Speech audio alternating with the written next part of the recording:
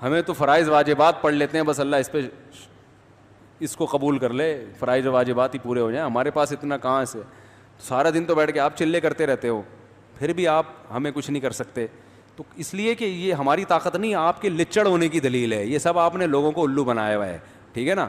ایک آدمی نے مجھے کہا، عامل نے مجھے کہا شام تک تیرے ساتھ کچھ ہو جائے گا. کہہ رہا میں ڈر رہا ہوں. میں نے کہا تو ڈر رہا ہے نا اس وجہ سے ہو جائے گا. کہہ رہا پھر میں کیا کروں؟ میں نے کہا اس عامل کو فون کر، تیرے باپ میں جتنی طاقت اور تیرے پاس جتنے چڑیل بھوت جنات ہیں نا، شام 6 بجے بھیج دے، میں انتظار میں ہوں. وہ پھر بھی ڈر رہا تھا. کہہ رہے یار پھر تو ایسا نہ ہو ڈبل جن آ جائیں. میں نے کہا میں آپ کو لکھ کے دے دوں شام 6 بجے آپ پہ جنات آئیں گے، اگر آپ نے اس عامل کو مضبوط لہجے میں دھمکی نہیں دی. اور میں نے کہا اتنا مضبوط لہجہ ہو کہ عامل سمجھ جائے کہ یہ ڈرامہ نہیں کر رہا. بعض دفعہ ڈر ڈر کے دھمکی دے رہا ہوتا ہے، بھائی اگر تو نے مجھے بھیج دیا نا تو دیکھ میں ڈرتا ورتا نہیں ہوں. اچھا یار قصوں سے قصے نکلتے ہیں. میں نے 10 سال پہلے یہاں آتے ہی جن چڑیل بھوت کے خلاف بیانات شروع کر دیا، عاملوں کے خلاف نا. وہ واقعہ میں تفصیل سے سنا چکا ہوں، دوبارہ نہیں سناؤں گا. اب لوگ اس ڈیزائن میں اس قسم کے بیانات سننے کے عادی نہیں تھے. مجھے محلے کے بزرگوں نے کہا دیکھیں آپ عاملوں سے کھلی دشمنی لے رہے ہو، کھلے عام ان کو برا بلا کہہ رہے ہو، ایسا نہ ہو یہ جنات آ جائیں. میں نے کہا بھیجے نا، آئے نا، کہاں ہیں؟ تو اب باتیں میرے خلاف کہ بھائی یہ تو اچھا ہمارے مؤذن صاحب بیچارے نیک آدمی، وہ بھی ڈرنے لگے کہ یار مفتی صاحب کہیں مروا ہی نہ دیں ہم کو، کیونکہ گھر ہمارا ساتھ ساتھ ہے نا. ہم یار ڈنکے ابے بھیجو، ابے تعویذ دو، میں اپنی جیب میں رکھتا ہوں، لا دے تعویذ کر. میں یہ بتانے کے لیے لچڑ ہیں، کچھ بھی نہیں ان سے ہوتا، یہ صرف بے وقوفوں پہ ان کے زور چلتے ہیں. ایک دن کیا ہوا ہے، رات کے وقت دھماکے شروع ہو گئے نا عجیب قسم کے. پہلے جیسے نلکا نہیں کھل جاتا، حالانکہ نلکا کھولنے والا کوئی نہیں ہے، لیکن آواز آ رہی ہے نلکا کھل چکا ہے، پانی گر رہا ہے زور سے. کہاں سے گر رہا ہے آواز؟ ہم نیچے بیٹھ کے نیچے جھانک رہا ہوں، ادھر جھانک رہا ہوں.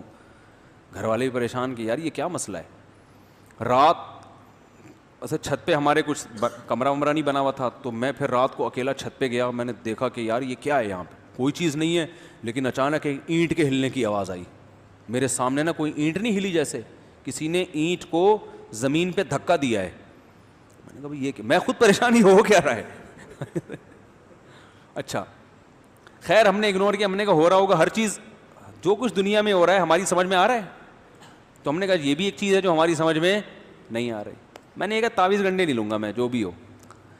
اچھا خیر پھر بار بار یہ شور دھماکے اور ڈھجوں ڈھجوں ایسے دھماکے عجیب کے، جیسے پتھر دیواروں پہ جا کے لگ رہے ہوتے ہیں نا، زور زور سے فائرنگ ہو رہی ہوتی ہے پتھروں کی، یا چھت پہ پتھر آ کے گر رہے ہوں، اس طرح کی آوازیں آ رہی ہیں لیکن پتھر رہی ہیں. میں نے 2:30 بجے مؤذن صاحب کو فون کیا.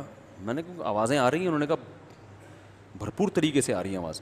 کہنے کہ یہ نلکا کھل رہا ہے، حالانکہ نلکا تو نہیں کھلا ہوا، لیکن ایسا لگ رہا ہے جیسے کھل گیا.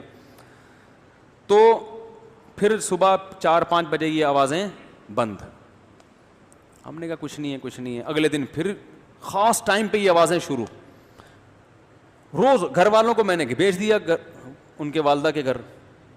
میں روزانہ اکیلا یہ چیزیں دیکھ رہا ہوں. میں نے کہا یار یہ ہو کیا رہا ہے. اچھا اب مؤذن صاحب نے مجھ سے سنا ہوا تھا کہ جو جن سے ڈرتا ہے نا جنات اور زیادہ آتے ہیں. اب ان کا کام دیکھیں. نیچے آئے ٹینکی کے نیچے کھڑے ہو کر کہہ رہے ہیں بھائی ہم تم لوگوں سے ڈرتے نہیں ہیں، لیکن اللہ کا واسطہ یہاں سے، اللہ کا واسطہ یہاں سے چلے جا. وہ جن بولے گا کہ ڈرتا نہیں ہے تو ہاتھ جوڑ جوڑ کے واسطے کیوں دے رہے. اب پورا اسٹائل تو مجھے یاد نہیں ہے، ہو سکتا ہے کچھ کمی بیشی اللہ معاف فرمائے، لیکن تقریباً یہی انداز. بھائی ہم تم سے ڈرتے نہیں ہیں لیکن چلے جاؤ. بھائی جب ڈرتے نہیں ہو تو ہم کیوں جائیں، بھگا کیوں رہے ہو ہم کو؟ جن بھی بولے گا نا. اچھا مجھے نہیں بتا رہے مؤذن صاحب، مجھے تو پھر بعد میں پتا چلا مؤذن صاحب یہ کچھ کر رہے ہیں. میرے خلاف محلے میں باتیں شروع. یار انہوں نے اپنی فنڈر گیری میں نا مؤذن صاحب کو بھی مروا دیا. ان کے گھر میں بھی جنات آتا.